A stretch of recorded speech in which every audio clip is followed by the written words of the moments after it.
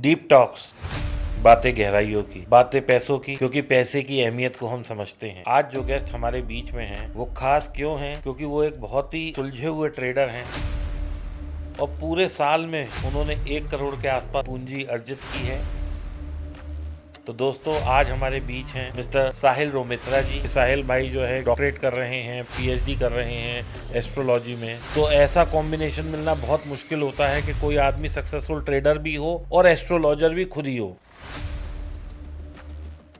तो आपने mechanical engineer से ट्रेडर आप कैसे बने? मैकेनिकल इंजीनियरिंग करने के बाद कैंपस प्लेसमेंट के थ्रू मैं नौकरी कर रहा था to create multiple income sources में मार्केट में आया। कोई अगर लॉस में है या उसको एक्चुअली पैसे की ज़रूरत है और आपके बताने से उससे वो हेल्प मिल जाए तो it will be a great help for everyone actually. तो साहिल भाई, कोई ऐसी स्ट्रेटजी हमारे ऑडियंस के लिए बता दीजिए जिससे कि किसी का भला हो जाए, कोई कुछ सीख ले, कोई 2 पैसे कमा ले, पॉडकास्ट देखने का फल मिल जाए उसे। Why the deep talks was started, कि हम यहाँ लोगों को आइडिया दे सकें, कोई भी आइडिया पिच कर सकें जिससे कि लोगों का पैसा बने। लेकिन अगर कोई आपके माध्यम से सीख सकता है और मेरे कहने से किसी का भला हो जाता है, मैं I will be grateful to God कि भगवान ने इस लायक बनाया कि हम किसी का कुछ भला कर पाएं। आज जो गेस्ट हमारे बीच में हैं वो एक बहुत ख़ास गेस्ट हैं। वो ख़ास क्यों हैं? क्योंकि वो एक बहुत ही सुलझे हुए ट्रेडर हैं, बहुत ही अच्छे ट्रेडर हैं और उनकी ट्रेडिंग की एक खासियत है कि वो पोजीशनल काम करते हैं और पूरे साल में उन्होंने 1 करोड़ के आसपास की पूंजी अर्जित की है, कमाई है। ये पूंजी उन्होंने बहुत कम लागत से कमाई है, ये समझने वाली बात है।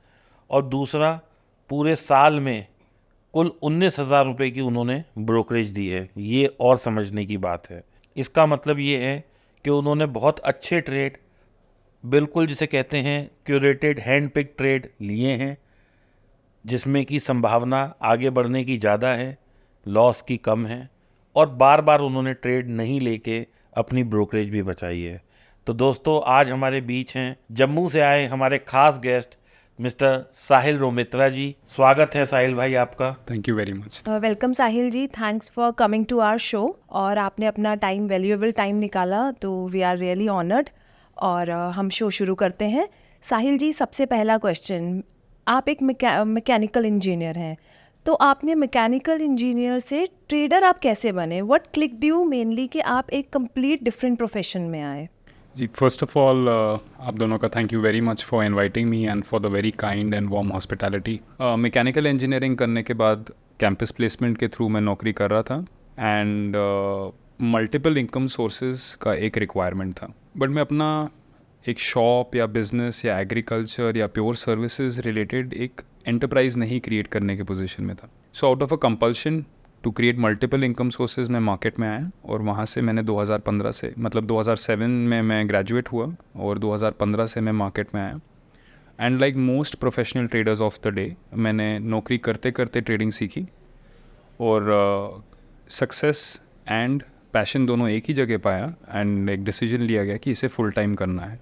एंड 2019 से मैंने अपना कंपनी सेटअप करके इसे फुल टाइम परस्यू किया और आज हम 2024 में यहाँ पे हैं। तो जब आपने जॉब स्टार्ट करी तो आपका पैकेज क्या था?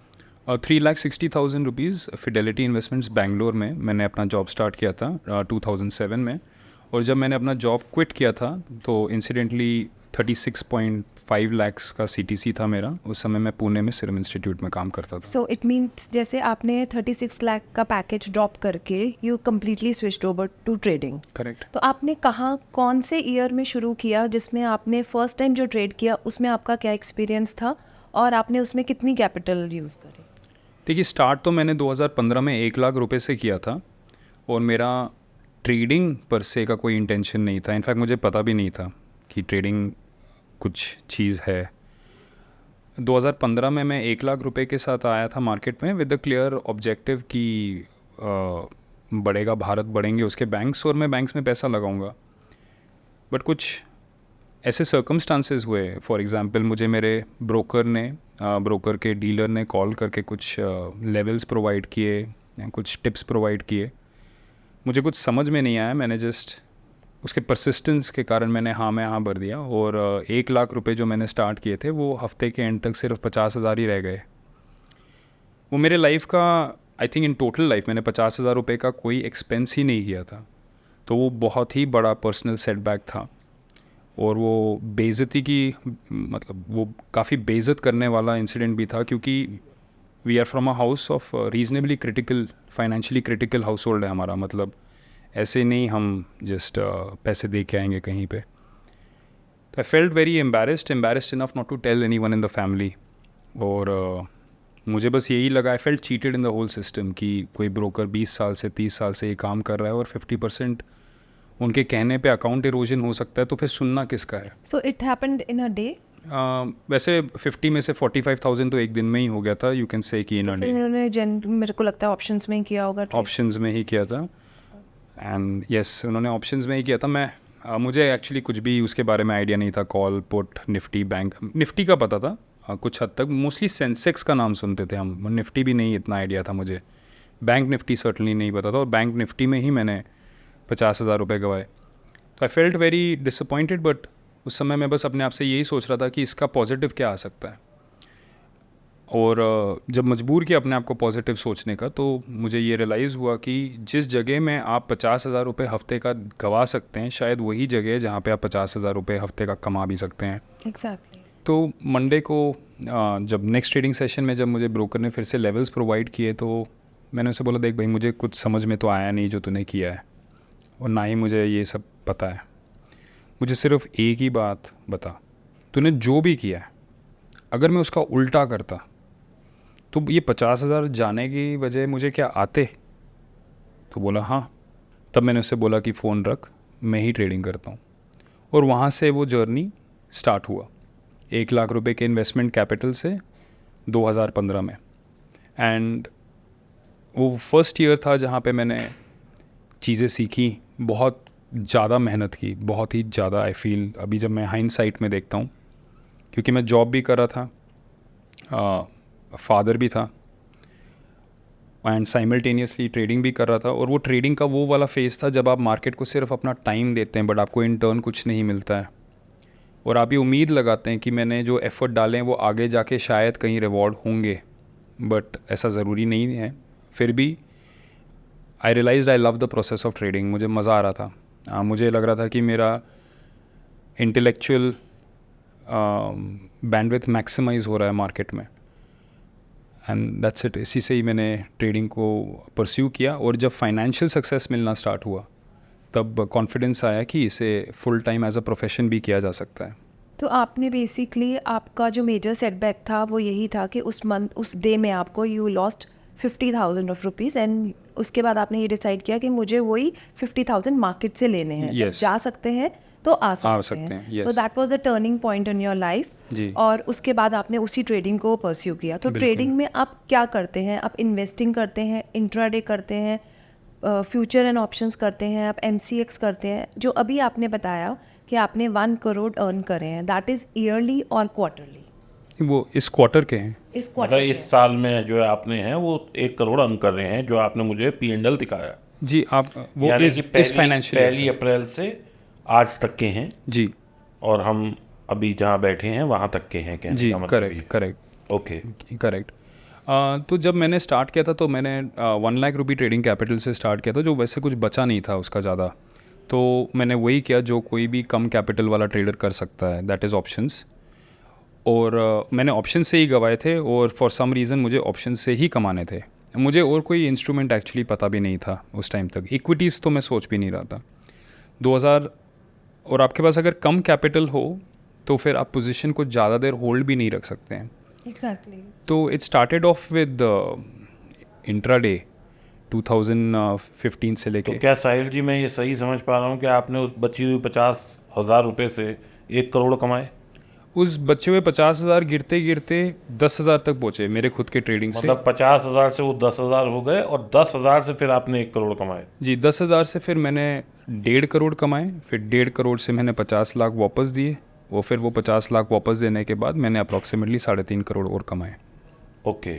मेरे career earnings are close to 5 CR तो टोटल आपने करीब करीब आप 5 करोड़ कमा चुके हैं मार्केट से। और अगर हम बात करें तो केवल 1 लाख रुपए आपने इनिशियली जो लगाए थे वो वही थे? जी, और 2023 में मैंने 1 करोड़ रुपए एडिशनल डाले थे। जब मुझे 2021 से लेके 2023 तक एक क्यूमुलेटिव लॉस ऑफ 50 लाख हो चुका था, आई फेल्ट कि मेरा ट्रेडिंग का स्तर एक्चुअली बहुत ऊपर हो चुका है, बट समहाउ मुझे वो सक्सेस नहीं मिला है due to very silly mistakes. मुझे 1.5 साल लगे वो 50 लाख गंवाने के लिए। मैं बहुत एम्बिशियस था जब स्टार्ट किया था, एंड मैंने ये भी रियलाइज़ किया था कि when it rains it pours, कि जब आपको, मुझे मार्केट में सिर्फ मार्केट में ही लॉस नहीं हुआ था, I had a lot of losses in my personal life also, health, relationships में death, a lot of issues जो दूसरे, it was not directly related to the market which translated in to a loss in the market. I felt कि more capital needs to be deployed, और मैंने उस समय FD तोड़ के 2023 में 1 करोड़ डाले, और वो तो वापस। अगर हम अपनी ऑडियंस के लिए समझना चाहें, to sum it up and to wrap it in a nutshell, तो कितना पैसा टोटल डाला और कितना आज तक कमा लिया? 2015 में 1 लाख, 2023 सर, में सारा बता दो एक ही बार में कि टोटल इतना डाला, इतना कमा लिया। टोटल डाला 1 करोड़ 1 लाख टोटल 1 करोड़ 1 लाख डाला। जी, और विड्रॉ कर चुके हैं, एंड टोटल पॉजिटिव है क्लोज टू 5 करोड़। मतलब 1 करोड़ 1 लाख रुपए डाल के 5 करोड़ ऑलमोस्ट कमा चुके हैं। जी, दिस इज़ व्हाट, मतलब my understanding is right? Yes, and currently 0 rupees is deposited, क्योंकि वो 1 करोड़ 1 लाख विड्रॉ हो चुके हैं और अकाउंट में अराउंड 4 करोड़ के ऊपर है। तो मतलब आप जो है एक बहुत अच्छे कामयाब ट्रेडर हैं। आपने अपनी कैपिटल निकाल ली है, और जितनी डाली थी उसका 4x अभी भी ट्रेडिंग कैपिटल के रूप में अकाउंट में पड़ा है। जी, और ये हम वेरीफाइड पीएनएल आपका देख सकते हैं, जीरोधा पे आपका अकाउंट है। Correct. और वो आप मुझे दे देंगे और मैं अपनी ऑडियंस के लिए डिस्क्रिप्शन में डाल दूंगा। यस, पर वेरीफाइड पीएनएल में एक पीरियड का ही आता है, तो मैं इस फाइनेंशियल ईयर का दे दूंगा। आप इस फाइनेंशियल ईयर का दे दीजिए। बस हमें ये, हमारे ऑडियंस को ये चाहिए कि जो आप कह रहे हैं वो सत्य है।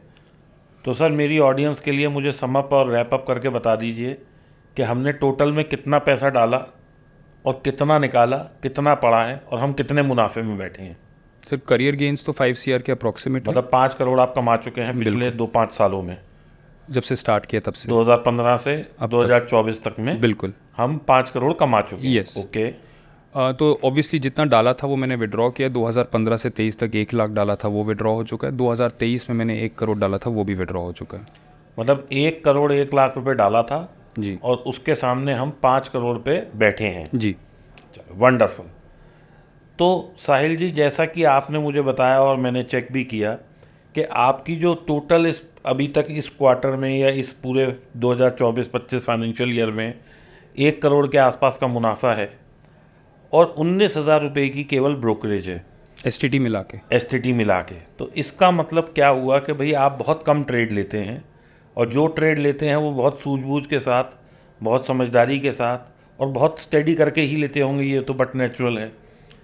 तो क्या वो एक जो अर्जुन की आँख है आपके पास, वो शेयर करें हमारी ऑडियंस के साथ कि व्हाट इज़ दैट नीश, या व्हाट इज़ दैट मतलब ट्रिक या प्रिक पॉइंट क्या है वो, जिससे कि आपका हर लिया हुआ ट्रेड प्रॉफिट में जाता है और आपको डर भी नहीं लगता, आप हेज भी नहीं लेते। तो ऐसी क्या स्टडी है जो आप कर पा रहे हैं और ऑडियंस नहीं कर पा रही? तो if you may help our audience and give some learning, तो वो बताइए। जी, पहले मैं ट्रेड बहुत ज़्यादा करता हूँ, बट एक इंडिविजुअल सिक्योरिटी में पोजीशन खड़ा करने के बाद बार बार उसे ट्रेड नहीं करता। फॉर एग्जांपल, अगर मैंने 100 रुपये पे कोई स्टॉक लिया है विद एन SL ऑफ 95, अगर वो स्टॉक मेरे लेते से ही 97, 96 पे चल रहा है, तो उस पर कोई और ट्रेड नहीं होगा, सिर्फ 95 का SL हिट होगा और वो बाहर होगा। बट साइमल्टेनियसली ऐसा हो सकता है कि मैं 50 स्टॉक फ्यूचर्स ओपन कर दूँ।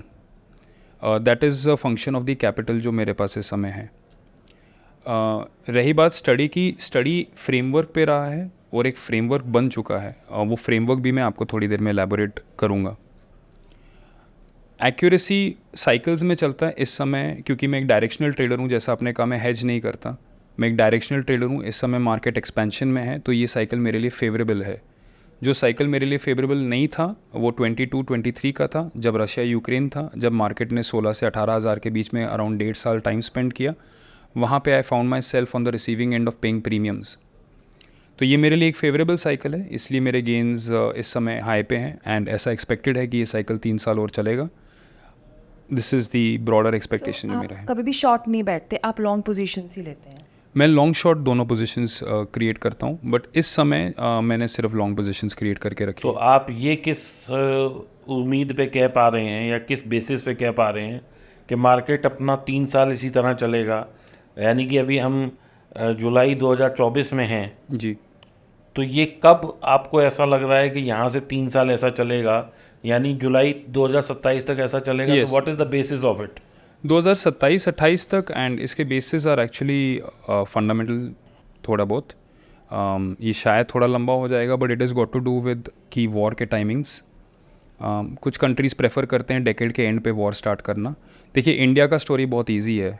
आपको इंडिया में ग्रोथ चाहिए, आप एक ब्रिज बना दीजिए, आप एक स्कूल खड़ा कर दीजिए, हॉस्पिटल बना लीजिए। क्योंकि हम स्ट्रक्चरली इंफ्रास्ट्रक्चर डेफिसिट कंट्री हैं, हमारे पास इंफ्रास्ट्रक्चर नहीं है। तो हमारे इसमें मनी मल्टीप्लाइंग के लिए हम बस कुछ प्रोजेक्ट खड़ा कर लें और वो होता है। बट आप उन कंट्रीज़ का सोचिए जो इंफ्रास्ट्रक्चर सरप्लस हैं, उनके पास स्कूल्स भी हैं, ब्रिजेस भी हैं, हॉस्पिटल्स हैं, वो किक स्टार्ट कैसे करें इकोनॉमी को? उनके लिए war is the only alternative. तो आप कभी भी देखेंगे तो at the start of the decade US always initiates a war, चाहे वो 91 हो, 81 हो, 71 हो, 51 हो, US always initiates a war. And towards the end of a decade it is usually Russia which will initiate a war. तो 2028 से लेके 2029 तक it is expected somewhere some place tension has to boil up, और उस समय market एक reasonable pull back दे सकता है। तब तक सिस्टेमिक रिस्क से मुझे इस समय फ़िलहाल कोई डर नहीं है, क्योंकि इलेक्शंस आ चुके हैं और मेजर इवेंट्स प्ले हो चुके हैं। और जो रीसेंट डोनाल्ड ट्रंप के ऊपर जो असैसिनेशन अटेम्प्ट किया था, one could say even November outcome of the US elections are reasonably clear कि the republicans might win it. तो डोनाल्ड ट्रंप बन सकते हैं, काफ़ी हाई चांसेस हैं। काफ़ी हाई चांस है। और we are just around the corner, budget आने वाला है। बिल्कुल। तो आपको ऐसा नहीं लगता कि बजट आएगा, बाज़ार में करेक्शन 20-25%, 15% आ सकती है? तो उसको आप कैसे प्ले करेंगे और उसके लिए क्या आपकी तैयारी है? और हम अगर निडर हैं या हमें नहीं डर लग रहा है, तो what is the basis of that? जी, 20-25% करेक्शन बाज़ार में बहुत मुश्किल से आता है। Last time such a correction came, वो स्मॉल कैप इंडेक्स में आया था, जब वो जनवरी 2022 से जून 2022 तक 12,000 से 8,000 के लेवल तक पहुंचा था, जहां पे वो 33% करेक्ट हुआ था। एंड उसका रूट कॉज वॉर था। तो 20 से 25% correction on a budget is very unlikely, ऐसा मुझे स्ट्रक्चरली लगता है। बट इसके बेसिस पे मैं पोजीशन क्रिएट नहीं करता। मैंने मैथमेटिकल मॉडल्स क्रिएट किए हैं जो बेसिकली मेरे सिस्टम के परफॉर्मेंस के हिसाब से ऑप्टिमल क्वांटिटी आइडेंटिफाई करता है, सच दैट अगर मेरा पूरा सिस्टम फेल हो जाए और सारे स्टॉप लॉसेस ट्रिगर हो जाए तो मैं 10% ऑफ अकाउंट वैल्यू से ज़्यादा लूज़ नहीं कर सकता। उसमें आप हेज नहीं लेके चलते? क्योंकि मैंने क्वांटिटी ही उस हिसाब से, मेरा पोजीशन साइजिंग ही उसका हेज है। फॉर एग्जांपल, अगर मेरे पास 5 करोड़ रुपए हैं तो सारे 5 करोड़ के 5 करोड़ फ्यूचर का एक ही पोजीशन खड़ा करने में नहीं लगे हैं, उसको स्कैटर किया गया है, एक एक दो दो तीन तीन लॉट्स लेके। तो वो क्वांटिटी जितना सिलेक्ट किया गया है, दैट इज़ दी हेज। मतलब आपका कहने का ये है कि अगर आपने रिलायंस का एक फ्यूचर लिया है और आपको लगता है कि वो यहाँ से 10-15% करेक्ट हो सकता है, तो आपने, मान लीजिए रिलायंस को ख़रीदने में या बेचने में 1 लाख लगता है, तो और आपने 15% उसका गिरावट को भी मद्देनज़र रखते हुए 1.5 लाख रुपए उसके पीछे वो भी डाल दिया है। Am I understanding it in a right way? जी, बेसिक यानी कि 3 लाख रुपए या 2.5 लाख रुपए में आप एक फ्यूचर रिलायंस करेंगे। This is a hypothetical figure I am saying, लेकिन something like that is your hedge और इज़ योर सिस्टम? एक मेरे सिस्टम का एक्यूरेसी इस समय 40% के करीब है। एक 40% सिस्टम एक्यूरेसी का मतलब हो गया कि वो 25 कंसेक्यूटिव लॉसेस नहीं दे सकता है। 25 कंसेक्यूटिव लॉसेस क्योंकि वो नहीं दे सकता है, तो मैं 0.4% ऑफ अकाउंट वैल्यू बेट करूँगा। 0.4% ऑफ अकाउंट वैल्यू मेरे अकाउंट में क्लोज टू 1 to 2 lakhs के रेंज में आता है। जब मैं एक ट्रेड देखता हूँ, जैसे अगर रिलायंस है, अगर वो 3,000 पे और मेरा मन है उसे मैं 2,800 तक रखूँगा और उसका लॉट साइज़ अगर 250 का है, तो वो 200 into 250, 50,000 का रिस्क पर ट्रेड है। क्योंकि मैंने 0.4% अपना रिस्क करना है, तो मैं 0.4 में लेटर से अगर 1.5 लाख अलाउड है तो 3 लॉट रिलायंस ही आएंगे, उससे ज़्यादा नहीं आ सकते। And Reliance low beta counter हो गया, निफ्टी तो बहुत ही लो बीटा हो गया। फॉर एग्जांपल कोई हाई बीटा काउंटर है लाइक डिक्सन टेक्नोलॉजी या ऐसा कोई स्टॉक है, बजाज फाइनेंस हो गया, जिसमें एक लॉट पे अगर मेरा कैलकुलेशन आ रहा है कि मुझे 1 लाख रुपए का रिस्क आ रहा है और मेरे को सिर्फ 1.5 लाख ही अलाउड है, तो उसमें एक ही लॉट आएगा. सो it is calculated well in advance कि और ये अज्यूम किया जाता है कि मैंने जो ट्रेड लिया इसका स्टॉप लॉस हिट होगा और उसका इम्पैक्ट मेरे अकाउंट में ये होगा. एंड वो मल्टीपल जब चेकलिस्ट टिक होते हैं तभी वो पोजीशन उस क्वांटिटी के साथ इनिशिएट किया जाता है. मैं इस कॉन्वर्सेशन में जस्ट आपके व्यूअर्स को ये बताना चाहूँगा, इट इज़ नॉट, मतलब मैं कई ट्रेडर से इंडिविजुअली भी मिला हूँ जो प्रोफेशनली इसको करते हैं. कहीं कामयाब हैं, कहीं रोड पे हैं. जो रोड में हैं और जो कामयाब हैं उनके बीच में सिर्फ एक ही अंतर है, वो ये है कि उन्होंने कितना बेट किया. जो रोड पे हैं उन्होंने अपना घर बेच के एक स्टॉक खड़ा कर लिया, और जो कामयाब हैं वो सिस्टमेटिकली उस पोजीशन को बिल्ड करते रहे. क्योंकि मेरा अप्रोच थोड़ा सा टेक्निकल है, मैंने उस सिस्टम को एक फ्रेमवर्क देने की कोशिश की है ताकि वो मैथमेटिकली हो, ताकि वो generation to generation, individual to individual pass on हो, और मैथमेटिशियंस और स्टैटिस्टिशियंस जब उस पर इवेंचुअली काम करें वो उसे और डेवलप करके एक बेटर मॉडल बना सके, जिससे पोटेंशियली आज अगर हम 5 या 10 करोड़ की बात करें तो 5 या 10 हज़ार करोड़ भी इन एक दिन बाय गॉड्स ग्रेस हम इस मॉडल के हिसाब से लगा सकें. ओके. तो आपका स्टॉक सिलेक्शन का मेन क्राइटेरिया क्या रहता है? स्टॉक सिलेक्शन का क्राइटेरिया है, because there are ample of stocks. आप जो मतलब आप क्या बेसिक क्या चीज़ एक देखते हैं? ऐसे आपके होंगे सेट ऑफ मल्टीपल टिक्स होंगे जो आप करके ही ट्रेड लेते होंगे, बट कोई पर्टिकुलर 1 या 2 या 3 ऐसा कुछ हो जो हमारी ऑडियंस समझ पाए कि अगर उन्होंने एक स्टॉक लेना है से फॉर एग्जांपल, तो वो किस बेसिस पर लें उसे? एग्जैक्टली जो मैं करता हूँ वो आपका ऑडियंस उसको रेप्लिकेट कर पाए, ये थोड़ा सा डिफिकल्ट है. तो मैं इस क्वेश्चन को 2 हिस्सों में आई विल ट्राई. साहिल भाई, अगर आप बताओगे तो हम कोशिश ज़रूर करेंगे कि हम भी कर पाएँ और हमारी ऑडियंस भी कर पाए. किसी का फायदा हो तो वो क्योंकि हमारा देखिए main हमारा intention जो है. ये गोल है, देखिए क्या है, why the deep talks was started, कि हम यहाँ लोगों को आइडिया दे सकें, कोई भी आइडिया पिच कर सकें जिससे कि लोगों का पैसा बने. जी, और stock market is one of the most easiest way to earn, मतलब most toughest way to earn easy money, ये तो है, ये आप मानते हैं. बिल्कुल. लेकिन अगर कोई आपके माध्यम से सीख सकता है और मेरे कहने से किसी का भला हो जाता है तो मेरे को सर, मैं I will be grateful to God कि भगवान ने इस लायक बनाया कि हम किसी का कुछ भला कर पाएँ. जी. तो आप तो इस इंटेंशन से बताओ कि आप ये सोच के बताओ कि you are doing some goodies for someone, जिससे कि किसी 2 लोगों का भला हो जाए. कोई अगर लॉस में है या उसको एक्चुअली पैसे की ज़रूरत है और आपके बताने से उससे वो हेल्प मिल जाए, तो it will be a great help for everyone actually. जी sure, I would love to share it. मैं शेयर कर देता हूँ. मैं बस ये उम्मीद करूँगा कि अगर आपके व्यूअर्स को समझ नहीं आ रहा है तो वो थोड़ा सा सेकेंडरी रिसर्च भी करें और ये अप्रिशिएट करें कि कोई 10-15 साल इस पर काम करने के बाद बोल रहा है. तो साहिल भाई, कोई ऐसी स्ट्रेटजी हमारे ऑडियंस के लिए बता दीजिए जिससे कि किसी का भला हो जाए, कोई कुछ सीख ले, कोई 2 पैसे कमा ले और किसी को कुछ वैल्यू एडिशन हो जाए, पॉडकास्ट देखने का फल मिल जाए उसे. जी. मेरे स्ट्रैटेजी के 3 स्टेप्स हैं. जी. पहला स्टेप है आइडेंटिफाई द ट्रेंड. हमें क्लियरली बुलिश ट्रेंडिंग सिक्योरिटी चाहिए. उसके सब पार्ट्स हैं. आप बुलिश ट्रेंडिंग सिक्योरिटी को विजुअली भी कर सकते हैं और थ्रू टेक्निकल इंडिकेटर्स भी कर सकते हैं. दोनों अपने आप में एक सब्जेक्ट है, मैं डिस्कस कर सकता हूँ. दूसरा पार्ट है इट मस्ट बी ओवरसोल्ड. अगर हमने एक बुलिश ट्रेंडिंग सिक्योरिटी उठाया, फॉर एग्जांपल मैं रिलायंस को देखता हूँ या LNT को देखता हूँ या ऐसा कोई भी बड़ा स्टॉक देखता हूँ जो रिपीटेडली न्यू हाइज लगा रहा है वीकली चार्ट्स पे, तो मेरे लिए क्लियर है कि उसका ट्रेंड अप है. अब मुझे सेकेंड पार्ट में वो ओवरसोल्ड चाहिए डेली में, यानी कि a structurally bullish stock should get 80 RSI हो डेली में, 20-30 RSI के नीचे हो डेली में, या 20 स्टोकास्टिक. अच्छा, ओवरसोल्ड चाहिए, ना कि ओवरबॉट. क्यों? हम बाइंग की बात कर रहे हैं, हम बाइंग की बात कर अच्छा, ओवरसोल्ड चाहिए, मतलब गिरा हुआ होना, गिरा हुआ होना चाहिए. 30 जी, से नीचे होनी चाहिए यार. यस. तो जब आप कोई चीज़ अपना नया वीकली हाई बना रहा है तो उसका ओवरसोल्ड कैसे हो सकता है? डेली में नहीं होगा. पक्का होगा. कोई भी स्टॉक जो वीकली अप ट्रेंड में है, ऐसा 3-4-5 दिन का सेशन आता है जहां पे वो पुल बैक देता है. मतलब आपका कहने का ये है वीकली में तो वो ऊपर हो लेकिन डेली में वो रिट्रेस कर चुका हो. यस. ओके. तो step 1, clearly bullish trending on the weekly chart. Step 2, must be oversold on the daily chart.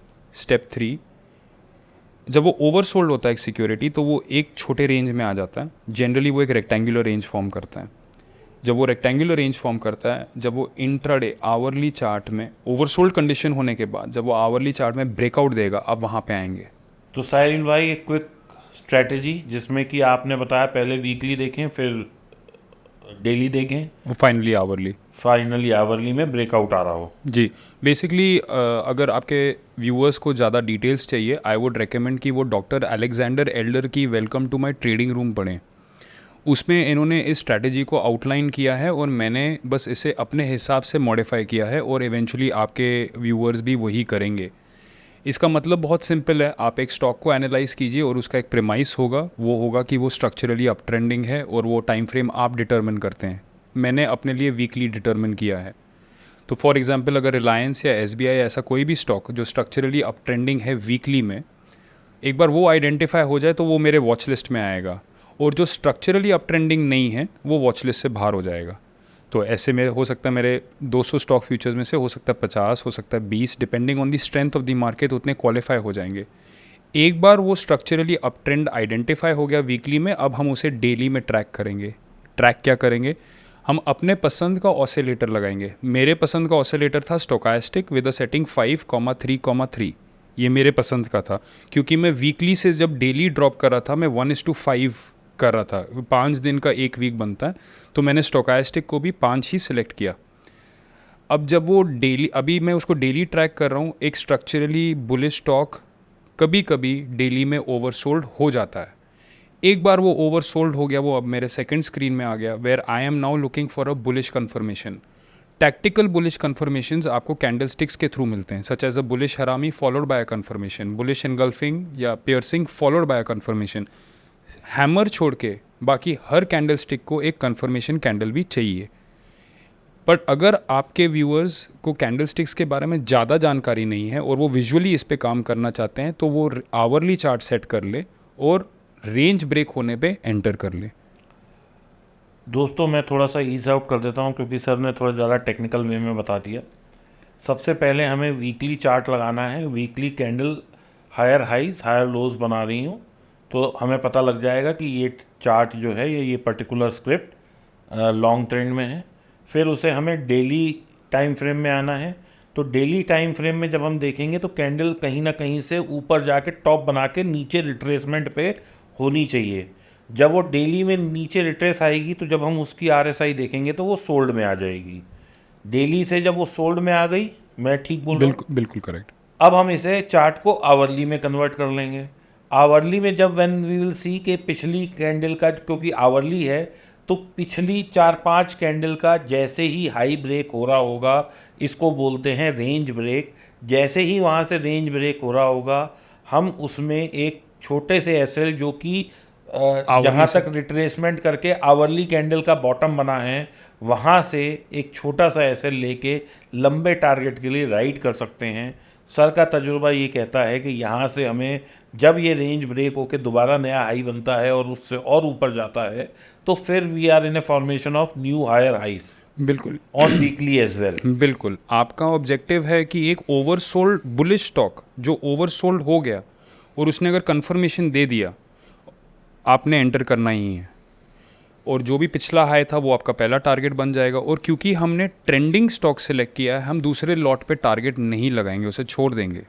और अगर आपको लोगों के लिए मैं ईज आउट कर दूं इसे, जो सर ने नहीं बताया लेकिन मैं अपनी समझ से समझ पा रहा हूं कि जब ये कोई चीज़ वीकली पे जा रही है ऊपर, वहाँ से रिट्रेस हो रही है, जब आप इसे डेली पे देखेंगे तो एक फ्लैग पैटर्न जैसा कुछ दिखाई दे रहा होगा। बिल्कुल पोल होगा, फिर नीचे आके ट्राइंगल जैसा फ्लैग बनेगा, और जब ये फ्लैग अपना अपर रेंज को तोड़ेगा तो then it is a bye.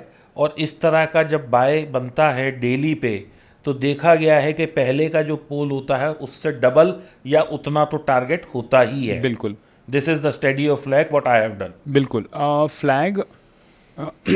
Flag saucers कोई भी पैटर्न आप बोलें, एक पैटर्न का मतलब हो गया वो फेज मार्केट का जब इरेगुलर हाइज एंड लोज बन रहे हों एज पर थ्योरी। और इसके लिए भी मैं आपके व्यूअर्स को बोल सकता हूँ जो इंटरेस्टेड हैं पढ़ने में, थॉमस बुल्कोव्स्की का book encyclopedia of chart patterns अगर वो पढ़ते हैं तो बहुत पैटर्न्स का डिस्क्रिप्शन दिया है और उसे कैसे आइडेंटिफाई करना है वो भी दिया है। Are these books available on Amazon? मैंने तो फ्री में ही डाउनलोड किया था इनको। अगर आप देना चाहें इनका PDF डाउनलोड हमें देना चाहें, वो सर 2016 का रेफरेंस है। आई मीन्स टेलीग्राम चैनल्स हैं बहुत सारे जहाँ पे ट्रेडिंग कम्युनिटीज़ हैं जहाँ पे बुक्स एक्सचेंज होती हैं। तो आप हमें नाम बता दीजिएगा, हम कोशिश करेंगे अगर हम किसी का डाउनलोड करके डाल सकें Sure. तो we will give it to our viewers. और व्यूअर्स देखिए, ये ना आप समझने की बात है, जैसे सर ने कहा वीकली चार्ट है, वहाँ से रिट्रेस होएगा, तो मेरे को समझ आ गया फ्लैग पैटर्न, तो ये मेरे को कुछ समझ मैंने बुक में नहीं पढ़ा, ये मैंने स्क्रीन रीडिंग कर करके और जो मैंने सीखा है।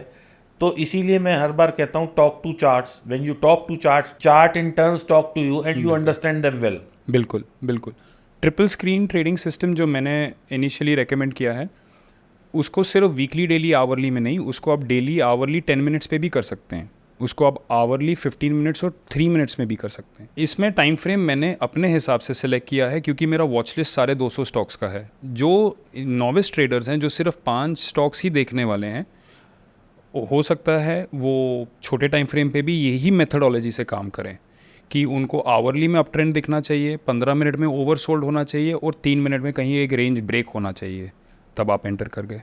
ये तो हुई साहिल जी आपकी ट्रेडिंग जर्नी यहाँ तक, या जो आप सिस्टम फॉलो करते हैं। आपने बताया you started your career with Fidelity, वो भी एक बहुत बड़ी नामी कंपनी है। फिर आपने बताया you took a break from your job from Serum Institute, बिल्कुल जो कि बहुत अभी चर्चा में रही जब इंजेक्शन और कोविड आ रहा था, जी। वैक्सीन और कोविड रादर।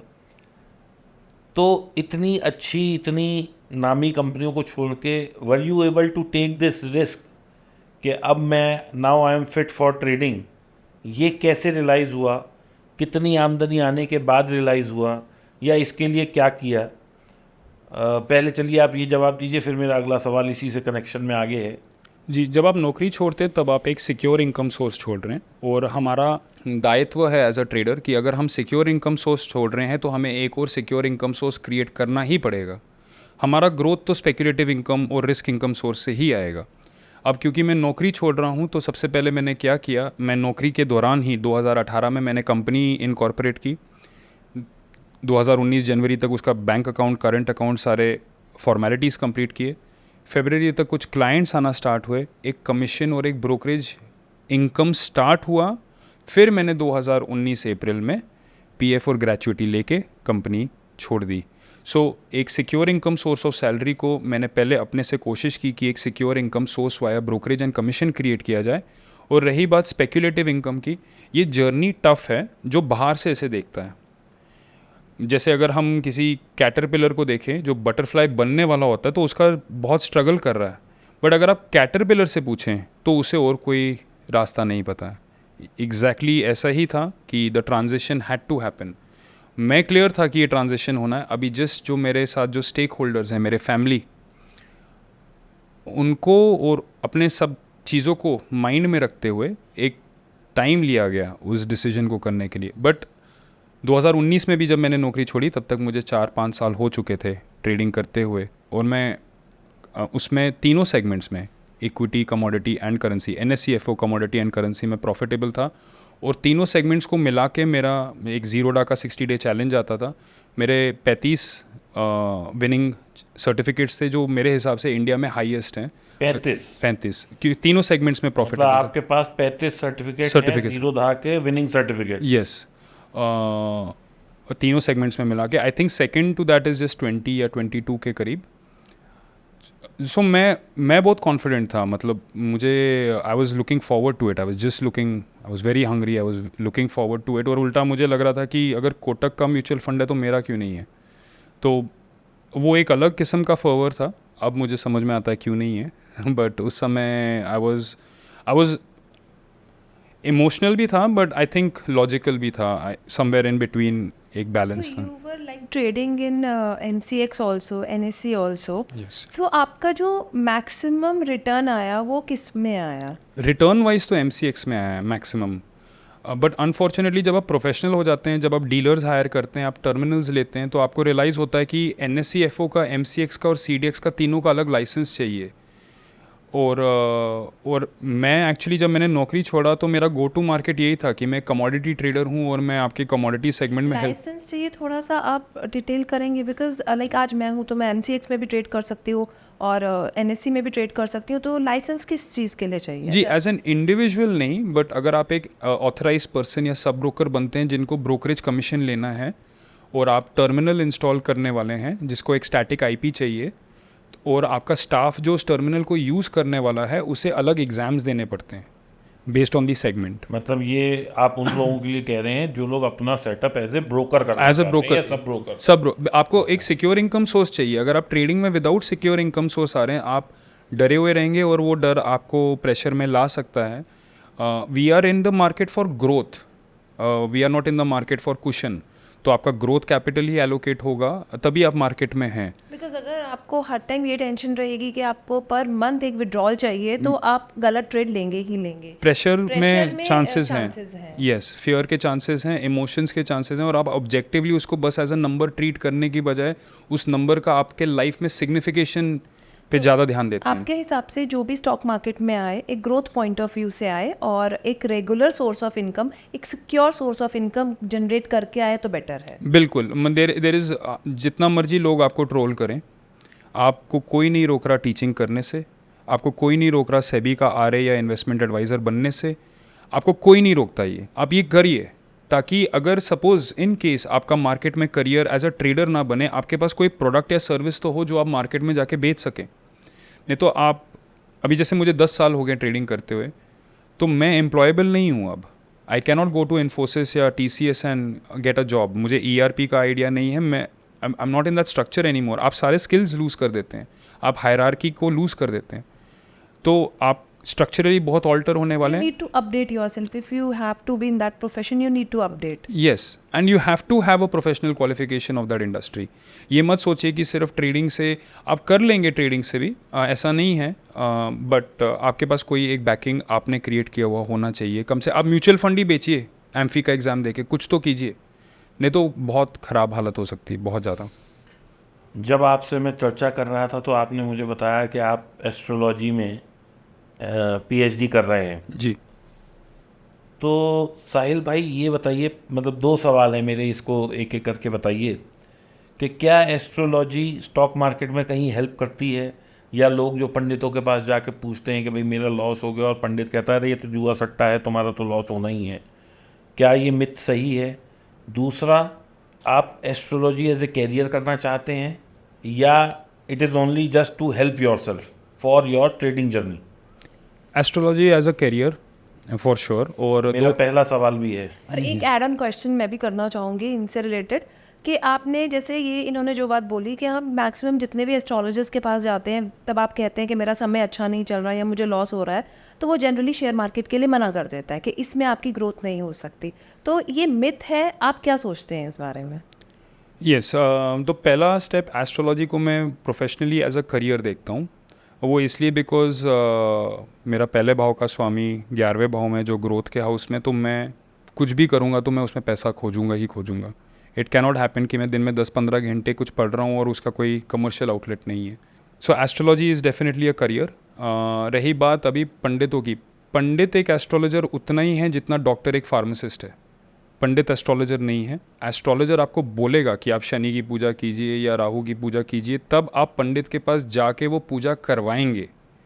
आप सीधा ही पंडित के पास चले गए तो then there is a possibility कि वो आपसे सारे 9 ग्रहों की पूजा करवा देंगे।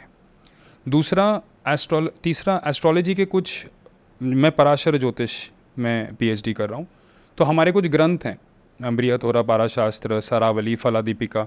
इसमें रिलायंस बढ़ेगा या नहीं, या आप बढ़ेंगे या नहीं, ऐसा कुछ मेंशन नहीं किया गया है। कुछ कॉम्बिनेशंस दिए गए हैं जहाँ पे स्पेक्युलेटिव इनकम आपके लिए फेवरेबल हो सकता है, और वैसे ही कुछ कॉम्बिनेशन दिए गए हैं जहाँ पे स्पेक्युलेटिव इनकम्स को परस्यू करने में आपको दिक्कत आ सकती है। बट क्या आप उसको ओवरकम नहीं कर सकते? ऐसा आई डू नॉट बिलीव, क्योंकि एस्ट्रोलॉजी में ऐसा सर्टेनिटी में नहीं है, रेंज है।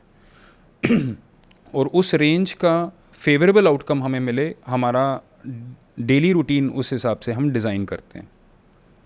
ओके, तो आपका कहने का मतलब ये है कि एस्ट्रोलॉजी सभी के लिए वर्क करती है, जिसमें जो दोष है आप उसका उपाय करें तो वो बेटरमेंट की तरफ जाती है। जी, एज अ लेमन लैंग्वेज में यस, एस्ट्रोलॉजी एक मेटा स्किल है, चाहे आप ट्रेडर हैं या गार्डनर हैं या ड्राइवर हैं या डॉक्टर हैं।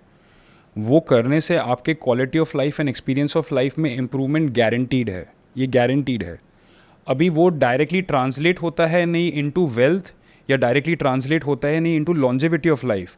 जीवन मृत्यु, यश उपयश, जय पराजय, ये तो भगवान ही देखेगा। बट सवाल ये है कि अगर आज फॉर एग्जाम्पल अगर आज ट्यूसडे है तो मैं वेडनेसडे क्या करूँगा, ये कुछ हद तक आपको एस्ट्रोलॉजी एक फ्रेमवर्क बना के दे सकता है, जिधर आपको एक डायरेक्शन मिल सकता है, एंड वो मेरे हिसाब से आपके हित में ही होगा। तो कोई ऐसा फॉर्मूला या कोई ऐसा मंत्र या कोई ऐसा जाप या कोई ऐसा उपाय, क्योंकि हमारा जो केंद्र है इस शो का वो पैसा है, तो हम घूम फिर के बार बार पैसे पे ही आ जाते हैं, तो कुछ ऐसा तरीका, क्योंकि आज हर आदमी पैसे से त्रासदी में जी रहा है, अगर पैसा भरपूर है तो वो हैंड टू माउथ है, तो कोई ऐसा कुछ होता है?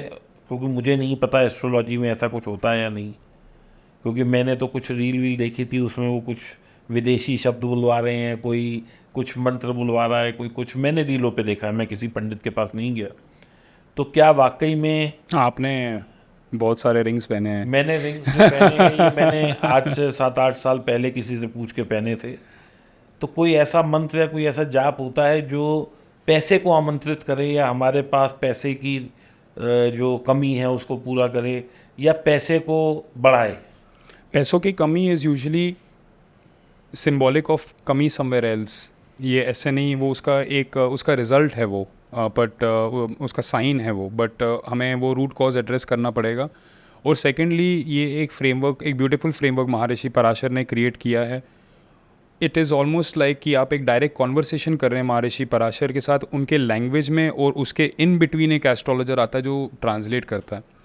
और उस कॉन्वर्सेशन में जब आपको पता चलेगा कि आपका योग कारक ग्रह ये है, या मारक ये है, या बाधक ये है, और ये एक ग्रह आपकी कुंडली में क्या काम कर रहा है तो सॉरी, तो हम उसके हिसाब से ही रिकमेंडेशन दे सकते हैं। तो वैसे तो बुध और शुक्र भौतिक सुख का कारक है, बृहस्पति भी ओवरऑल सुख का कारक है, बट ज़रूरी नहीं कि बृहस्पति आपके लिए भी हो और इनके लिए भी हो, और वो वही रोल हम सब के लिए प्ले कर रहा हो। इसमें आई थिंक एक एस्ट्रोलॉजर का रोल आएगा। तो जैसे ये लोग पंडित वंडित हमें रीलों में बता देते हैं कि आप ये मंत्र करो, इस ग्रह का पूजा करो, ये करो, या पीपल को पानी डालाओ, या शाम को ये उपाय कर लो, तो वो किसी के लिए बेनिफिशियल और किसी के लिए अनबेनिफिशियल भी हो सकता है, या Yes, किसी को हो सकता है। दुख भी दे सकता है। यस, फॉर एग्जाम्पल खासकर अगर आपको दान करने के लिए बोल दें, जैसे आपको बोल दें दूध दान कर दो, तो वो आपको चंद्र दान करने के लिए बोल रहे हैं। अगर आपने पैसे दान कर दिए तो आपने बुध दान कर दिया। अगर आप जैसे अगर सपोज़ कीजिए कि मेरे पास, अगर किसी के पास खराब बृहस्पति है, तो उसका उपाय क्या है? आप किसी के घर जाएंगे, आप उन्हें किताबें दे दें गिफ्ट। तो जब आप इसे as a method of practice रखते हैं कि मैं आपके घर आया, मैंने आपको किताब दी, मैं इनके घर गया, मैंने उन्हें किताब दी, कहीं ना कहीं मुझे ऐसा ब्राह्मण मिल जाएगा जिसको किताब मिल के बेनिफिट होगा, और मेरा बृहस्पति उस केस में शांत होगा। मंगल को खून चाहिए, तो अगर आपने खून नहीं दिया, खुद से जाके ब्लड डोनेट नहीं किया, तो मंगल अपने तरीके से खून लेगा। खून तो तय है लेना, अगर वो खराब आया, मारक आया, उसने खून लेके ही रहेगा। That is not going to happen. अभी अगर आप खुद ही मंगलवार को जाके ब्लड डोनेट करके आते हैं, तो उससे ज़्यादा शुभ और क्या हो सकता है। बट अगर मंगल आपके लिए आपका भाग्य का स्वामी है, आपके दाम्पत्य सुख का अधिपति है, और उसको आप जाके डोनेट करने चले जाते हैं, that I think is an action in ignorance. Ignorant action है वो, इग्नोरेंट एक्शन है वो आपको।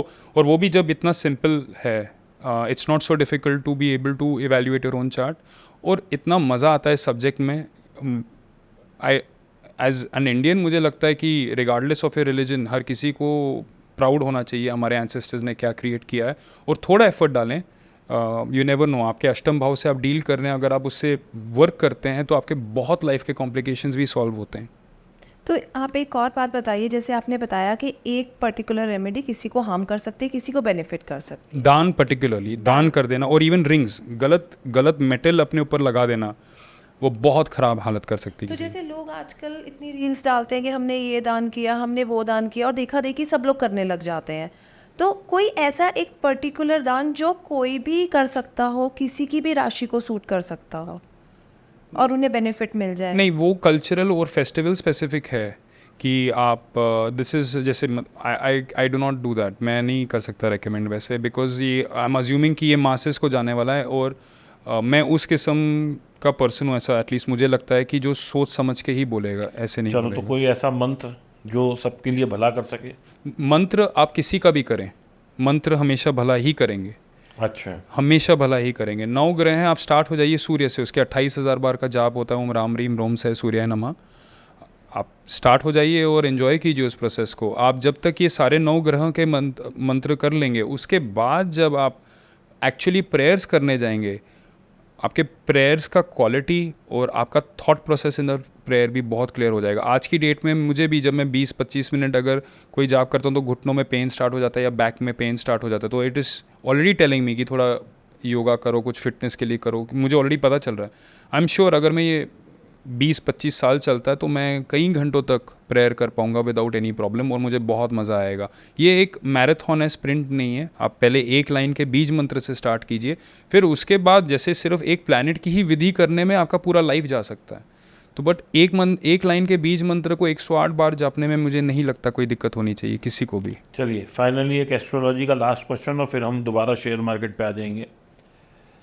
अब शनि तो यहाँ से इतना दूर है कि वहाँ तक तो कोई आदमी जाने की सोच भी नहीं सकता। अभी तो कोई रॉकेट भी ऐसे नहीं बने हम मार्स तक की मुश्किल से पहुँच पाए हैं। मार्स से इस तरफ और इस तरफ बहुत प्लेनेट है और जब तक हम लास्ट प्लेनेट जो हमारा प्लूटो है था, उसको कभी हम प्लेनेट कह देते हैं बेचारे को, कभी मना कर देते हैं कि ये प्लेनेट ही नहीं है, जबकि वो तो चक्कर तो लगा ही रहा है सूर्य के। तो प्लूटो हमारी ज़िंदगी में या शनि या बृहस्पति ये तो इतनी दूर है कि वहाँ आदमी पहुँच भी नहीं सकता। तो उसका हमें कैसे वो मिलता है कि भैया उसकी नेगेटिविटी तो हमें सारी मिलती है। हम कह देते हैं कि भाई ये हमारा जो है ग्रह हमारे को काम नहीं कर रहा, लेकिन कोई भला भी कर रहा होता है हमारा, या क्या उसका सिनोनिम है कि भाई ये जो एस्ट्रो चल रहा है ये इतनी दूर से कैसे हमारे से कनेक्टेड है, जबकि हमारी तो यहाँ बैठा मिनिस्टर भी नहीं सुन रहा जो कि खुद इंसान फॉर्म में है, तो प्लेनेट कैसे सुन लेगा भाई। अगर हम इसको स्केल दें तो मैं आज एक कॉमन आदमी हूँ, अगर मैं जाऊँ तो पहले एमएलए है, फिर एमपी है, फिर मिनिस्टर है, कैबिनेट मिनिस्टर है, होम मिनिस्टर है, प्राइम मिनिस्टर है। अगर मैं अपनी आवाज़ लगाना चाहूँ तो आज मैं कहूँ कि मुझे प्राइम मिनिस्टर साहब से मिलना है तो पॉसिबल नहीं है। तो शनि मेरी एक आवाज़ में कैसे सुन लेगा, वो तो इन सबका भी कितने मिनिस्टरों के आगे है। करेक्ट। नहीं, तो बेसिकली मैं पहले थोड़ा इसको टेक्निकली आंसर करता हूँ। हाँ, एस्ट्रोलॉजी दृक पांचांग पे बेस्ड है। दृक पांचांग का मतलब हो गया जो हमें दिखता है। हमारे शास्त्रों में ये लिखा हुआ है Arun Varun which is Uranus and Neptune, हमें दिखते नहीं है तो उनका इम्पैक्ट नहीं है। कॉन्सेप्ट सिंपल है, सूर्य को लाइफ के साथ एसोसिएट किया गया है। We can relate with it every day कि सूर्य है तो लाइफ है। चंद्रमा को इमोशन और मेंटल स्टेट से रिलेट किया गया है, और वाटर साइकिल से रिलेट किया गया, which is also very easy to us for us to relate. अभी अगर कोई ये बोल दे बृहस्पति पढ़ाई है, मतलब हम पढ़ते इसलिए क्योंकि आसमान में बृहस्पति है, या हम मेहनत इसलिए करते हैं क्योंकि वहाँ पे कहीं शनि है, या हम में जज्बा इसलिए है क्योंकि कहीं मंगल है, या प्यार इसलिए क्योंकि शुक्र है, तो इतना डिफ़िकल्ट क्या है उसमें मानने का। ये बेसिकली ह्यूमन इमोशंस को ही जो ह्यूमन इमोशंस जो इवॉल्व हुए उनको ग्रुप कर दिया गया है प्लैनेट्स के अंदर। अगर कोई व्यक्ति बहुत ही ज़्यादा लाइफ में कुछ चाहता है तो वो राहु के पास जाता है, और जो बिल्कुल छोड़ना चाहता है वो केतु के पास जाता है, और आप देखेंगे बिल्कुल 180 डिग्रीज पे हैं वो। It is a very beautiful concept. But what is really amazing about astrology is the scientific precision जिसके साथ हमारे एस्ट्रोलॉजर्स काम करते हैं। एक भी बंदा दूरबीन लगा के नहीं चेक कर रहा होता है कि आज सूर्य कहाँ बैठा है, मंगल कहाँ बैठा है, बट पांचांग आप देखिए, अगर उन्होंने लिख दिया कि सूर्य उदय यहाँ पे 5:38 पे होगा तो मतलब होगा, उसको कुछ चेंज नहीं कर सकता है। और कोई भी वो बंदा ये नहीं बोलेगा ये फॉर्मूला मैंने बनाया है, ये फॉर्मूला पता नहीं कितने लाखों सालों से आ रहा है और इसको बस हम इम्प्लीमेंट कर रहे हैं। तो जो बंदा इतना कुछ कर सकता है, एक फॉर्मूला बना के आपको बता सकता है कि एट 15 डिग्रीज 30 नॉर्थ लैटिट्यूड आपको ये टाइम पे सूर्योदय होगा और 18 डिग्री पे ये टाइम पे होगा, जब वो इतना कुछ कर सकते हैं, तो अगर उन्होंने एक 2 लाइन बोल भी दिया कि Brihaspati is wisdom and Mangal is energy, तो उसको मानना बहुत मुश्किल नहीं लगता जब तक आप वो एक प्रोसेस फॉलो करते करते आते हैं। क्योंकि मैं भी बहुत क्रिटिकल हूँ और मेरे पास भी ऐसे ही सवाल थे, और उस घर से भी हूँ। तो ग्रह का मतलब क्या है? ग्रह का मतलब संस्कृत में होता है टू टेक कंट्रोल, ठीक है, वो जो आपको कंट्रोल करें उसको ग्रह बोलते हैं। तो इसलिए हम उसे लूसली प्लैनेट्स बोलते हैं, बट वो एक्चुअली प्लैनेट्स नहीं है, दीज आर सेलेस्टियल बॉडीज़ जो हमें कंट्रोल करते हैं। अब रही बात कि शनि हमारी क्यों सुनेगा जबकि बगल में हमारे जो पावरफुल पर्सन हो सकता है शायद वो हमें ना सुने, तो मेरा पॉइंट है कि आप पावरफुल पर्सन के पास बस ऐसी आवाज़ लगाने चले गए तो नहीं सुनेगा वो, बट अगर आपने प्रोसेस फॉलो किया, अभी उसका प्रोसेस क्या है ये जानना पड़ेगा, किसको कॉल लगा। आज अगर मेरा आपके साथ ये, तो मेरे पर्सपेक्टिव से आप पावरफुल हैं, तो मैं यहाँ तक कैसे पहुँचाऊँ? अगर मैं डायरेक्टली आपको फ़ोन करता कि दीपक जी मैं आ रहा हूँ, तो आप बोलते आप हो कौन? एक प्रोसेस फॉलो किया गया है, एक नेटवर्क फॉलो किया गया है, उस वैलिडेट होते होते वो पर्सन यहाँ तक पहुँचा है। तो सेम वे बीज मंत्र is just the first step. मैं ये नहीं बोल रहा कि ये करने से मतलब आपका फुल लाइफ चेंज हो जाएगा, बट कम से कम ये तो कीजिए। अगर शनि का 92,000 का बीज मंत्र है, कम से कम उतना तो कीजिए, उसके बाद बोलिए कि वो सुनता है कि नहीं सुनता है। अगर मैं अगर मैं कोई नशीला पदार्थ लाइक अल्कोहल करता हूँ, मैं उसको ऐसे पीऊँ या हाथ टेढ़ा मेढ़ा करूँ, वो मेरे सिस्टम के अंदर गया तो वो केमिकल का इफेक्ट होगा ही होगा, और वो आपके शरीर में भी होगा, इनके शरीर में भी होगा, आप जैसे मर्जी उसे कंज्यूम करें। सिमिलरली दीज बीज मंत्रस आर डिज़ाइंड, आप उसे सही करें गलत करें, बस उसे करें, आपको उसका इम्पैक्ट आएगा ही आएगा, और वो आपके हित में ही होगा, ये फॉर श्योर है। इसमें देयर इज़ नो एम्बिग्विटी। मैं तो बोल रहा हूँ अगर डेथ भी होना होगा वो भी आपके हित में ही था, अगर वो भी होता है बीज मंत्र जाप करने के बाद, अगर इंजरी भी होनी होगी वो भी आपके हित में ही था। उसका मतलब ये नहीं कि वो होगा नहीं, it is just design to protect you from somewhere else. इसमें जस्ट मैं थोड़ा सा समय लूँगा एक और एग्जांपल देने के लिए। मेरे पास बहुत क्लाइंट्स आते हैं, बहुत मतलब बहुत ज़्यादा भी नहीं, बट काफ़ी क्लाइंट्स आते हैं। उसमें से कुछ क्लाइंट, एक लेडी आई एंड 7वें घर की मांगलिक, मतलब मंगल सप्तम भाव में बैठा है, एंड डिवोर्स हुआ है उसका, and repeated attempts on getting remarried are not working. Everything is fine with the lady. She looks good, from a good household, has a good surname, is reputed. Everything is fine on paper and even in person. आप मिलेंगे तो आप बोलेंगे कि it's a good personality. You'll be shocked कि ऐसे बंदे की शादी कैसे नहीं हो रही। वो मेरे से पूछती कि क्या हो, तो मैंने उससे बस ये पूछा कि यूजुअली जब लोग सप्तम भाव का मांगलिक देते हैं तो वो एक नकली मैरिज का विधि बोलते हैं कि आपके ने वो किया, बोला नहीं किया, तो उसने नकली मैरिज की विधि नहीं की और उसका रियल मैरिज जो है वो टूट गया, and she is feeling very disappointed about her life. मैं बोल, एंड जब बात चली मैं उसे बोला कि आप डिसअपॉइंट क्यों फील हो रहे हैं, एज़ पर दिस आपके हस्बैंड का डेथ होना चाहिए था, पर वो डेथ नहीं हुआ, वो डिवोर्स हो गया और आपकी वापस शादी नहीं हो रही।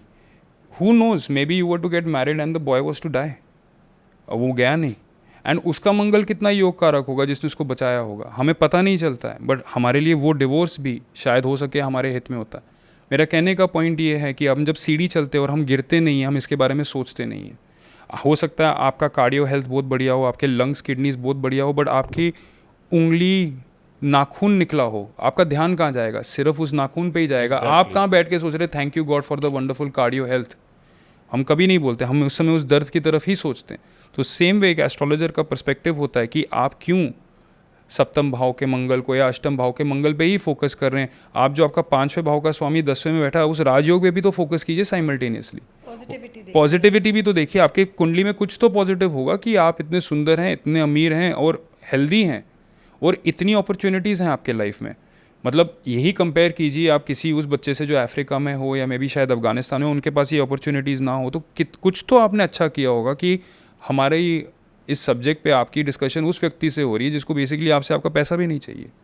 There has to be something right, उस पर आप फोकस कीजिए। और ये अगर आपको लग रहा है कि मंगल का है, उसका ये प्रोसेस है, आप मंगल का बीज मंत्र कीजिए और इतनी बार कीजिए, it is a simpler process. ये मेरा कहने का पॉइंट है कि astrology is a gentle reminder to be grateful to God, and ये एक मेटा स्किल है जो आपको आपके लाइफ के हर एस्पेक्ट में हेल्प करेगा ही करेगा और आपको एक बेटर ह्यूमन बीइंग बनाएगा। अब now it directly translates into money और longevity of life, this we will see. ये जैसे हम वर्क करेंगे तो उसमें वी विल सी। क्योंकि आज की तारीख में आदमी ना 10 परेशानियों को इग्नोर कर सकता है अपनी लाइफ में, लेकिन अगर पैसे की परेशानी है, पैसे की तकलीफ़ है, पैसा पर्याप्त मात्रा में नहीं है, तो वो तकलीफ़ उससे बियर नहीं हो पा रही है, क्योंकि खर्चे बहुत ज़्यादा हैं, लाइफस्टाइल सबने बढ़ा लिया है, हर किसी को मोबाइल चाहिए, हर किसी को गाड़ी चाहिए, और चीज़ें हैव बिकम, मतलब they have gone way more than they were 3 years back. मतलब एक साथ 70,000 में 1 लाख के मोबाइल आ जाता था, आज 1.5 लाख का है। 3 लाख वाली गाड़ी 15 लाख हो चुकी है या 8 लाख हो चुकी है। तो कोई ऐसी चीज़ जो लोग करें और थोड़ा सा लोगों को बेनिफिट हो। अपना फेवरेट प्लैनेट चूज़ कीजिए। अगर आप किसी एस्ट्रोलॉजर के पास नहीं गए, randomly Rahu Ketu is north and south pole of moon, बाकी के 7 ग्रह हैं ही, अपने मन से चूज़ कीजिए और स्टार्ट हो जाइए। पहले स्टार्ट तो होइए, उसके बाद ऑटोमेटिकली आपको एक ज्योतिष मिलेगा, या आपको एक पंडित मिलेगा, या आपको आपका बड़ा भाई मिलेगा जो बोलेगा ये क्या कर रहा है, ऐसा कर। एंड आप इतने रिसेप्टिव हो जाएंगे। फॉर एग्जाम्पल, अगर हम मित्र हैं, हम अगर तीसरे भाव से जुड़े हैं, जो कम्युनिकेशन के भाव से जुड़े हैं, इस समय मैं साक्षात बुद्ध के साथ इंटरैक्ट कर रहा हूँ। आप जो बोलेंगे वो मैं बुद्ध की तरह ही देख रहा हूँ। अगर मैं आपकी कुंडली देखूंगा, थोड़ी देर बाद मुझे आपका नाम नहीं, मैं उस कुंडली से बात कर रहा हूँ। वो व्यक्ति जिसका पहले भाव का स्वामी 9वें भाव में है, जिसने पिलग्रिमेज करना है, जब उसकी दशा आएगी, मैं उससे बात कर रहा हूँ। तो जब मैं आपसे बात करूँगा, मे भी 2 साल बाद, 3 साल बाद, तो मैं पूछूंगा कहाँ कहाँ गए, मंदिर का चक्कर लगाया है नहीं। अभी इसमें जो आपने बोला कि मनी का, क्वालिटी ऑफ लाइफ का, मैंने बहुत जल्दी ये इवैल्यूएट अपने लाइफ में ये किया था कि 2 तरीके हैं पैसे बढ़ाने के। या तो आप खर्चे कम करें, या आप कमाने के ज़रिया ज़्यादा देखें। खर्चे कम करते समय क्या दिक्कत आ जाती है कि आपको लगता है कि आपका क्वालिटी ऑफ लाइफ भी कम हो रहा है। तो मेरा सारा फोकस रहा है कि आप कमाने के और तरीके ढूंढें, आपके पास जो स्किल है उसको मोनेटाइज करने के तरीके ढूंढें। आप कौन सा कोई टीवी के एंकर थे, पर आज आप हैं।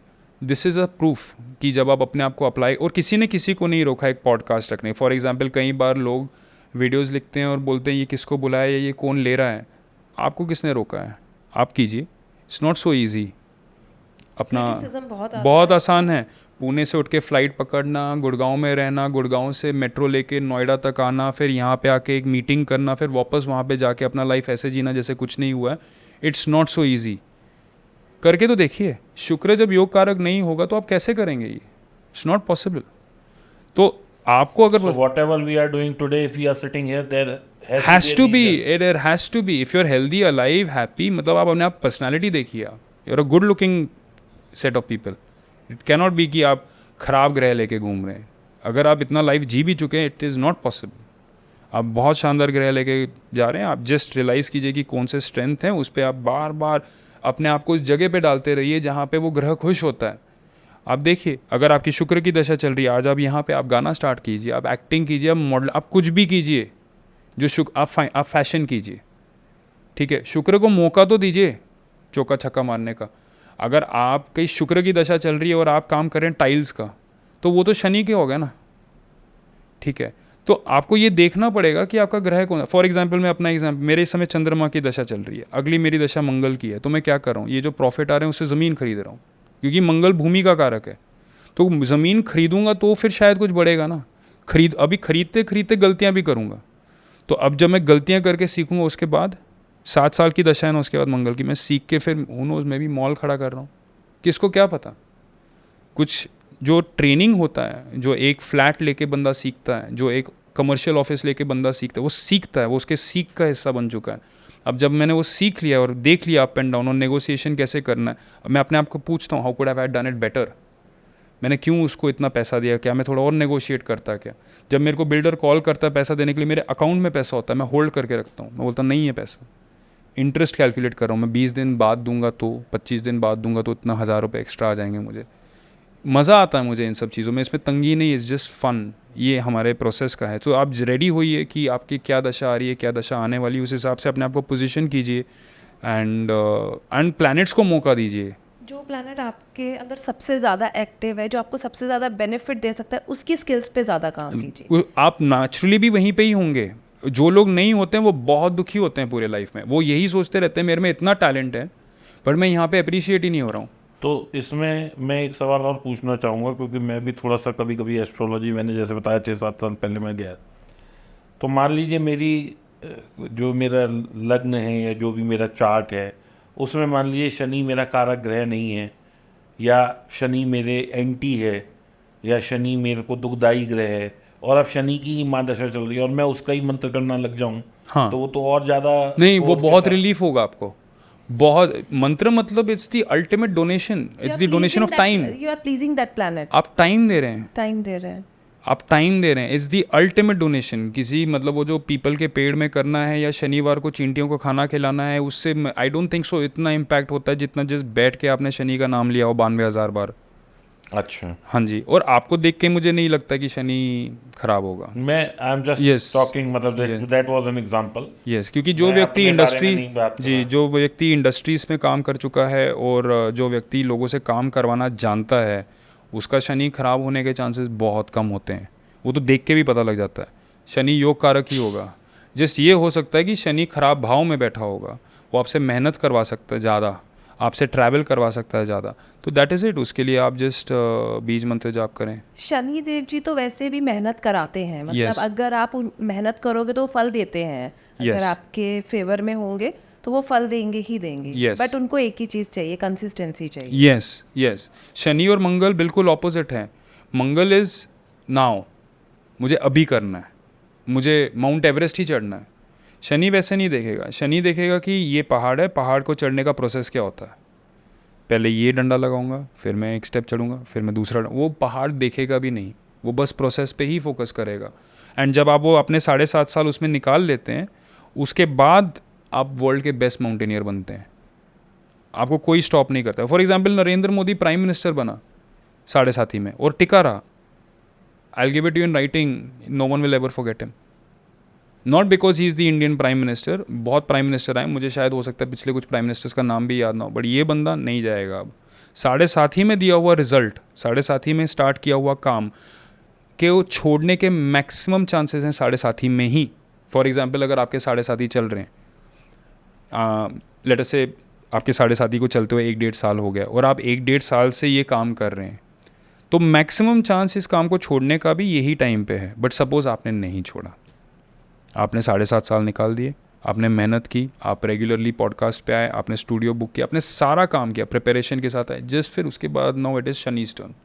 उसको 7.5 साल लगता है। उसके बाद आई डोंट नो, आप इस इंडस्ट्री के हु नोज अमिताभ बच्चन बन जाए, इस इंडस्ट्री के, एक्टिंग की नहीं, जो कम्युनिकेशन इंडस्ट्री है, broadcasting, you cannot stop it. और वो अनस्टॉपेबल ग्रोथ है, अनस्टॉपेबल ग्रोथ। वो ऐसा इंटरनल ग्रोथ है कि इट्स नॉट पॉसिबल कि कोई उसको रोक सकता है। फिर सिर्फ डेथ ही रोकता है और कुछ नहीं। और कई बार वो ग्रोथ आप अपने नेक्स्ट लाइफ पे भी लेके जाते हैं। So you believe in next life? Of course, basically it's the very, for example, हमारे शास्त्रों में राम और कृष्ण की कुंडली दी गई है। इट्स नॉट लाइक जस्ट ऐसे ही। मुझे समझ में नहीं आता लोग इतनी जल्दबाजी में क्यों लगे रहते कि रामायण 5,000 साल पहले या 6,000 साल पहले। भाई कुंडली दी है, ठीक है। फॉर एग्जाम्पल, आज शनि 23 डिग्री का है एक्वेरियस में, फॉर एग्जाम्पल, और आज बृहस्पति है टॉरस में, लेट्स से 4 डिग्री में, ठीक है। तो कितने सालों बाद शनि कुंभ में ही 23 डिग्री पे होगा और बृहस्पति टॉरस पे 4 डिग्री ही होगा? ये कितने सालों बाद होगा, ये कैलकुलेट किया जा सकता है।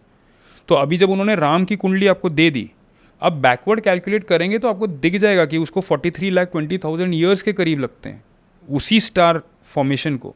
और उनका पॉइंट ही ये है कि जब ये प्लैनेट्स वापस आएंगे, फॉर एग्जाम्पल, जिस टाइम पे महाभारत का कोई मुहूर्त होगा, जब वो होगा तो फिर से झगड़ा होगा ही होगा। अब चाहे वो एग्जैक्टली महाभारत होगा या नहीं, we do not know, but झगड़ा तय है जब वो ग्रह उस तरीके से। And these are are references in life कि आप हिस्टोरिकल इवेंट्स के टाइम पे मंडेन एस्ट्रोलॉजी, मतलब कि ग्रह कहाँ कहाँ थे, उसके बेसिस पे आप आगे के प्रोजेक्शंस करते हैं।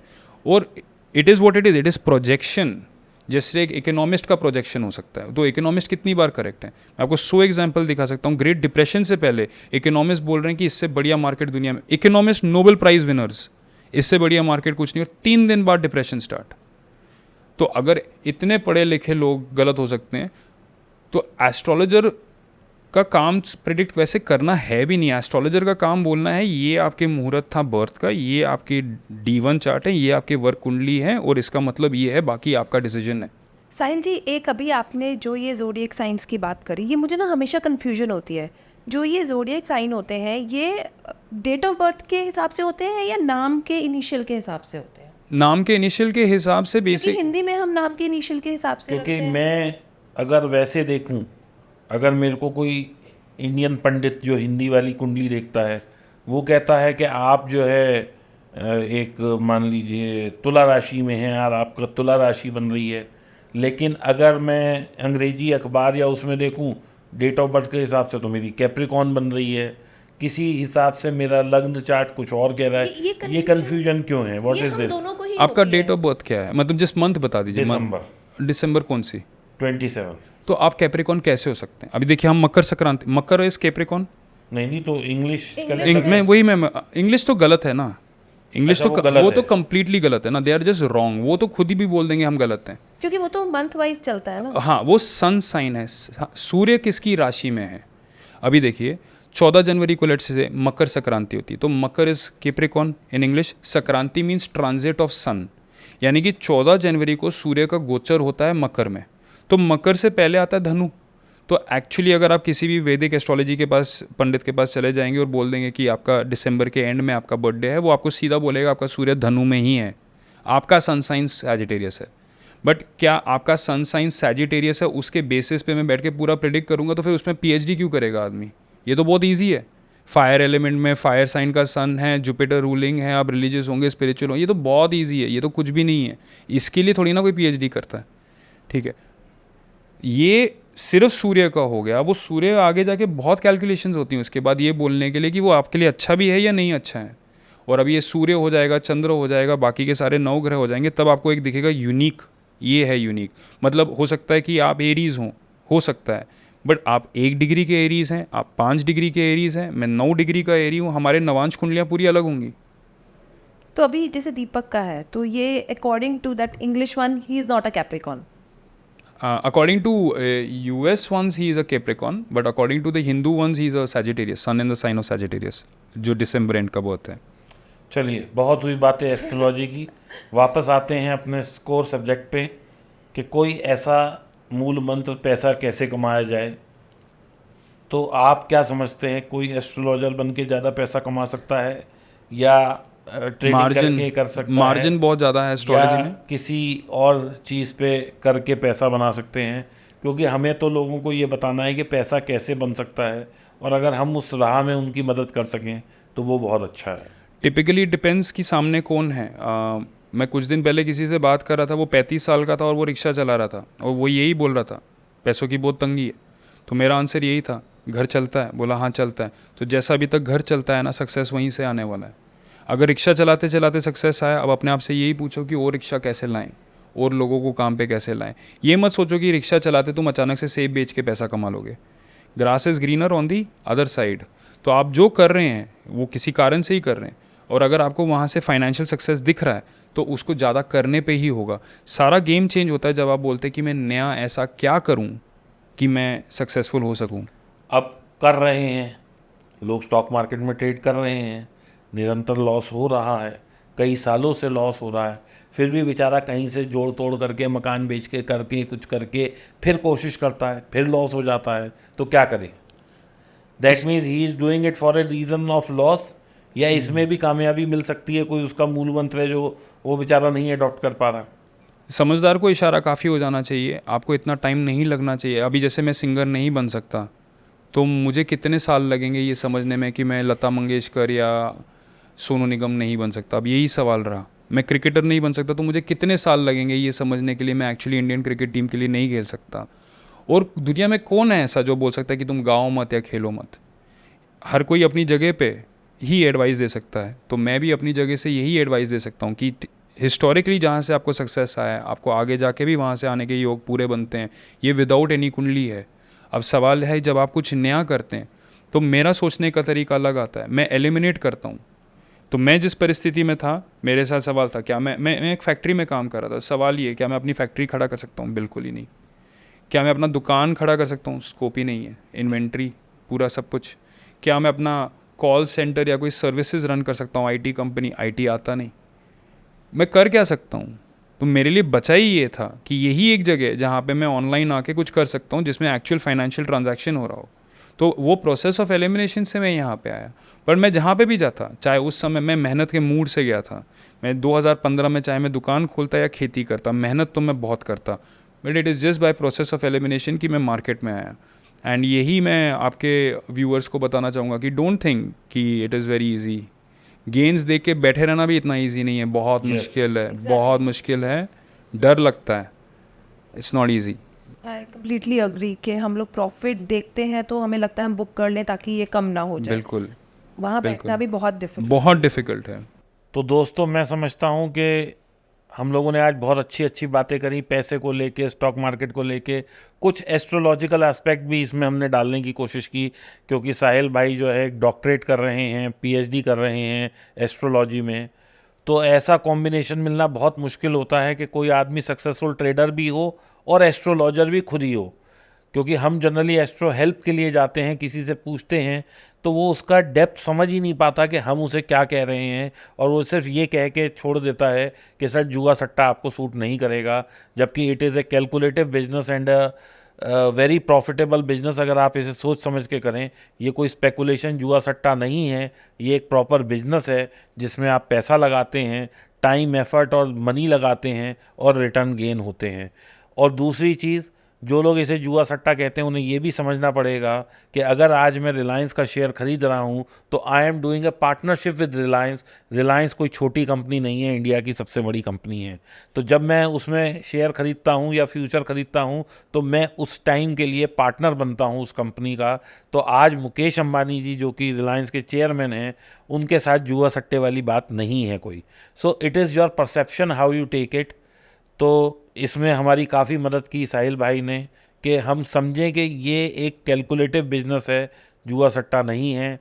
एस्ट्रोलॉजी हेल्प हो सकती है, मंत्रों में बहुत ताकत है। आप कुछ ना करें, कोई दान वान करें वो अच्छी बात है, लेकिन अगर आप मंत्र करते हैं वो और ज़्यादा अच्छी बात है, because according to him you are donating your time to the for the planet. आप जब मंत्र कर रहे हैं, आप उसको बार बार जाप कर रहे हैं, अगर कोई आप 1 लाख मंत्र का जाप करते हैं तो आपने अपना समय दान दिया है, जो कि सबसे ज़्यादा मूल्यवान है। तो दिस वॉज साहिल जी, और इनका मैं तहे दिल से शुक्रिया अदा करना चाहूँगा कि ये यहाँ आए, इतनी दूर से आए, इन्होंने आज हमें समय निकाला, तो हमारे को इन्होंने समय दिया, तो ये इनका काइंडनेस है। साहिल जी, आज आपसे बात करके बहुत अच्छा लगा, Thank you. क्योंकि हमने 2 एस्पेक्ट्स जो थे, ट्रेडिंग और एस्ट्रोलॉजी, जो कि आज के टाइम में हर कोई करना चाहता है और इन्हीं 2 चीज़ों को मैक्सिमम फॉलो करना चाहता है। अगर आप इंस्टा पे भी देखेंगे या कहीं पे भी सोशल मीडिया पे देखेंगे तो एक ट्रेडिंग पर डिस्कशन और एक एस्ट्रोलॉजी पे डिस्कशन, दोनों ही लोग बहुत इंटरेस्ट से सुनते हैं। तो आपने आकर हमें दोनों के बारे में इतना अच्छा बताया और हमारी ऑडियंस को इतनी वैल्यूएबल इन्फॉर्मेशन, जी उसके लिए थैंक्स अ लॉट। और एक चीज़ मैं और कहना चाहूँगा अपनी ऑडियंस से इस टॉक शो के माध्यम से, कि रील देख के दूध दान करना, शहद दान करना, कोई टुकड़ा दान करना, पीपल में पानी चढ़ाना ठीक नहीं है। प्रॉपर एस्ट्रोलॉजिकल कंसल्टेशन करें। जो रील दे रहा है वो अपने आप को सेल कर रहा है वहाँ पे। आप प्रॉपर इसको समझें, इस साइंस को समझें, और फिर जो एडिक्वेट हो वो दान दीजिए। मैं दान के खिलाफ नहीं हूँ, मैं किसी भी तरह से एस्ट्रोलॉजी के अगेंस्ट नहीं हूँ। मैं सिर्फ ये कहना चाहता हूँ आप वो करें, क्योंकि एस्ट्रोलॉजी इज़ एक्सट्रीमली पर्सनल। जो आपकी कुंडली में लिखा है आप वो दान करें, आपको बेनिफिट मिलेगा। हो सकता है मछली को दाना खिलाने की बजाय मछली को पालना ज़्यादा बेनिफिशियल हो, तो वो करें जो आपकी कुंडली कह रही है। Thank you. Thank you. Thank you so much. Thank you so much.